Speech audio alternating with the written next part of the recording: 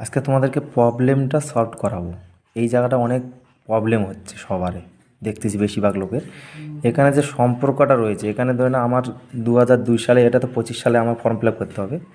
তারপর এখানে যে রয়েছে ঘরটা, ডান দিককার ঘরটা ফর্মটার, এই দিকটা কিন্তু আমার যেহেতু নেই 2002 সালে, আমার বাবার রয়েছে, আমার বাবারটা লিখবো। তো এখানে নাম আমার বাবার, এপিক নম্বরটা দিলাম। সম্পর্কটা কি লিখতে হবে? সম্পর্কটা এখানে আমার বাবার যে ওখানে তোমরা এই কাগজটা দেখতে পেয়েছো, এখানে লেখা রয়েছে সম্পর্কটা, আপনারা দেখতে পাচ্ছেন। এই যে এখানে সম্পূর্ণভাবে লেখা রয়েছে সম্পর্ক, নির্বাচকের নাম, এটা আমার বাবার নাম হচ্ছে, তাহলে এখানে থাকবে।